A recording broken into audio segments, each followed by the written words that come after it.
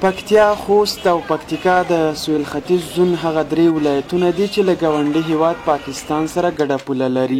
نو له همدې امله پکې د افغانیو پر ځای ډیره راکړه ورکړه په پاکستاني کلدارو کیږي. خوست د پکتیا ولایتي مسؤلین وایي چې په دې ولایت کې له څه مودې راهیسې هڅه پیل کړې ترڅو د بهرنیو اسعارو د چلند مخه ونیسي. په همدې موخه دلته په مرکز ګردیز کې د ولایتي ادارې مسؤلینو، مدني فعالانو او دینی عالمانو خبري ناسته رابللې وه او ټینګار یې وکړ چې د خپل افغاني غرور له مخې باید خلک د نورو اسعارو پر ځای راکړه ورکړه په افغانیو وکړي. د ولایت ویاند عبدالله حسرت وایي دا ځل یې د خلکو په همکارۍ په کلک هوډ سره مبارزه پیل کړې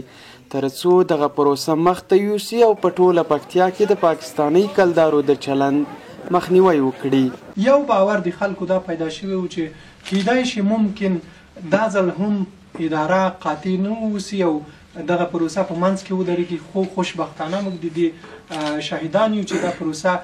مخ پر وړاندې ولاړه له ټولو ستونزو مشکلاتو سره. ګردیز ښار کې دکانداران او سوداګر د آزاد بازار تر نوم لاندې ډیری توکو ته په خپله خوښه نرخونه ټاکي. خلک نیوکه کوي او وایي له څه مودې راهیسې چې ښار کې د پاکستاني کلدارو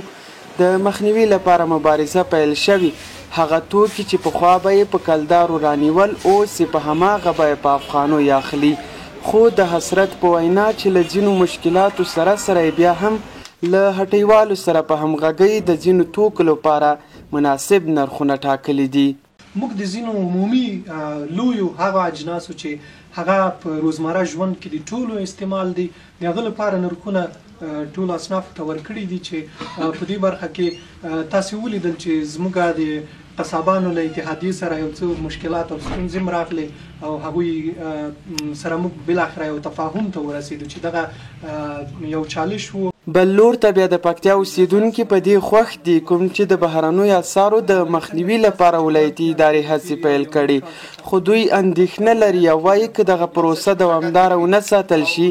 نو د تیر په شان به یو ځل بیا د افغانیو پر ځای خلک پاکستاني کلدارو ته مخه کړي. بعضې ولسوالیو کې څه نیمګړتیاوې دي یا هغلته لا تر اوسه پورې دقیق ذهنسازي نه ده سوې یا که سوې هم د کمه فیصدي باندې ده، نو دوی کوشش وکړي تر څو پورې هغلته لا هم جدي سي، تر څو پورې ټول په مکمل ډول باندې د کلدارو محور رامنځته سي او د افغانۍ مروج سي.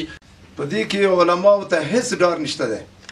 دا خو د ما خپل حق یل دی، حق غواړم چې خپل اظهار حق فيما ضمیر حق بیان کم چې څه مې حق دی، ځکه د دې وطن بچی یم، د وطن افغانستان خپل د کرنسي چې زه لرم په دې باندې چې زه ورکړه درکړه کوم همدا ماته ضروري دی چې خپل ولس ته هم دا باید ورسوم. دا په داسې حال کې ده چې په دې وروستیو کې د پکتیا په شمول په خوست، ننګرهار، پکتیکا او یو شمېر نورو ولایتونو کې د بهرنیو اسعارو د مخنیوي لپاره هڅې روانې دي.